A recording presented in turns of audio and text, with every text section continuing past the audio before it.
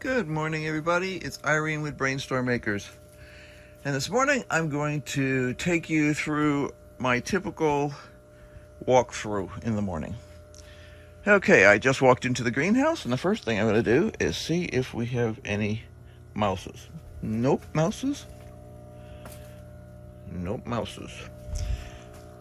This is the makeup water barrel for the hydroponic system.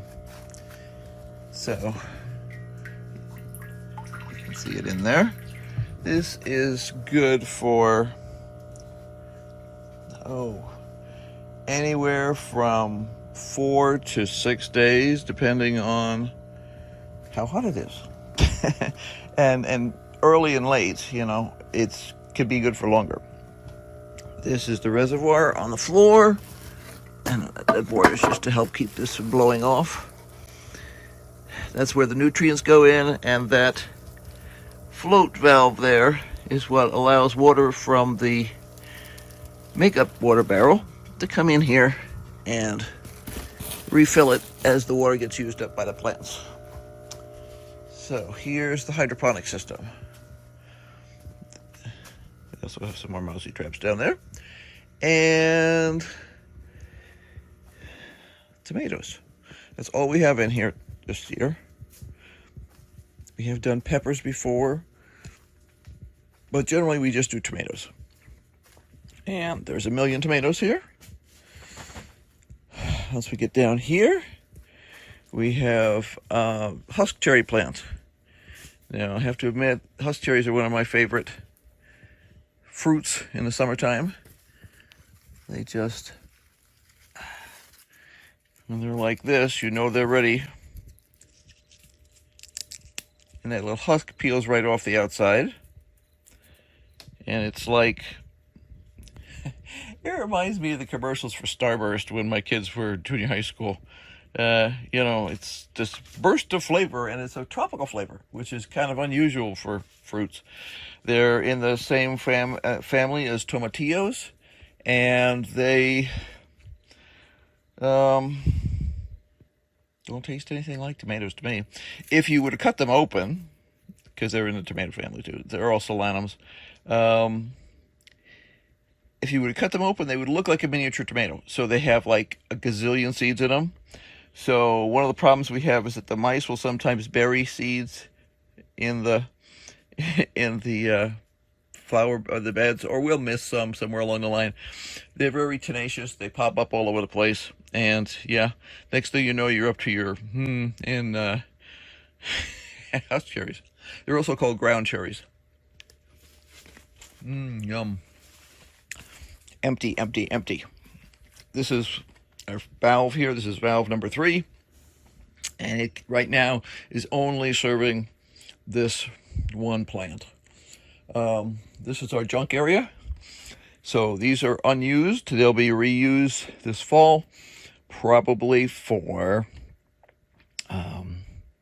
peas. This was our Swiss chard. It got bitter and nasty, so bye. Storage area, water barrels. We have a little setup here that Henry put together. You turn on the water, you hit the on button on the electric strip, and that little pump pumps water. So you get the same kind of pressure out of these water barrels as you would if you were using a regular hose on a house. That's our swamp cooler, which is currently not plumbed with water, so it's just being used as a fan. But it's a big, heavy-duty fan.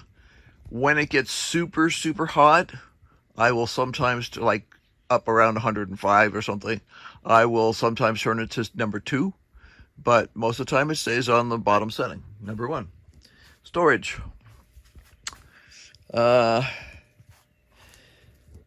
a few things going on here. We have 3 different kinds of insecticides, which are used only when things get out of hand. My favorite is BT. It is Bacillus thuringiensis, very safe stuff. You can use it up to the day of harvest on even, like for professionals. and it simply sits, you put it on. I normally put it on early in the morning so that it has time to dry before the sun hits the plants. You can sunburn your plants if they've gotten wet with something, and then, it kind of like the drops can act like little magnifying glasses. So what I'll do sometimes is I'll come out here early in the morning, I'll spray, and then I'll turn on the fan. I'll force the fan to come on. This fan has got a thermostat, and there's the thermostat right there, and you can see that it's set at about 75. But if I were to say it was starting to get a little too muggy in here for me, or I had just finished spraying and I wanted to dry things down, I could turn it all the way down to 60 and it would shut on. And then later on I would come back out and make sure I put it back to 75, because I don't want it running down that low all the time. Let's see, there's our water in here. Let's see, so that's BT. This is calcium for foliar feeding. So if I was concerned with blossom end rot problems in the tomato plants or the pepper plants, if I had any, I don't have any this year, I would spray with calcium. And I have multiple containers here simply for convenience sake. You don't have to wash it. I don't have a lot of running water out here, so it just makes it easier. There's one that's labeled calcium. This one here that's in the box is what I usually use for the BT. There's also one here, and this is next to another kind of, these are all Omni. In other words, they're approved for organic use. This is spinosad. And spinosad is a naturally occurring bacterium, again, that will mess up the bugs. When all else fails and things get really bad, which only happens some years, I use neem oil extract. And almost never. It smells terrible. I really don't like getting it. I don't like getting it on my skin, and it's my last resort. More storage. This is out here because sometimes you need to get up high to collect a cucumber or a tomato or a green bean, and I'll show you why on the beans. They're not, well, some of them are green. Anyway, this is Tasty Jade. This is a cucumber plant, 3 of them actually, that does not require pollination. And there's one right there. Thyme. Our last remaining cabbage. Tomatoes, nasturtiums. I love nasturtiums, and they're actually delicious in salad. You can just pick the petals, and throw them in your salad. They're really pretty, but they're supposed to also repel bugs, so that seems like a good combination to me. These cucumbers here are Burpless cucumbers, and there's like 3 of them in this pot, 3 or 4 in this pot, and 1 in this pot. And yeah, they were a gift from a friend, and we're growing them because, hey, don't lick a gift horse in the mouth. More husk cherries. Now, these plants are old. They've been here for months, so they don't look great all the time, but they're still putting on new growth, and they're still putting on plenty of tasty little guys. I eat these just the same way as people would eat grapes most of the time. Just peel the skin back and pop them in your mouth. They are messy, though. They dribble on the floor. So I try and clean up that stuff pretty regularly, just because I don't like to encourage dirt in the greenhouse. Now, it's also a good way to test for mouses, because mouses love husk cherries. So if you're looking around in your pots and you're finding, it makes sense. This pot will get stuff that'll fall into it. But if you're finding them down here somewhere, it means you've got mice. I've got mice in here, and you'll find them where they've been chewed on. Let me see if I see any right now. I cleaned up real well in here the other day, and we've also been harvesting mice. And sometimes if you pop these open, you'll find that they've been chewed on. Now that one has not been chewed on, so I'm going to eat it. But you can just see a little chomp out of it sometimes. So it's kind of, it becomes like a mouse meter. It lets you know if you got mice around. There's a husk cherry again.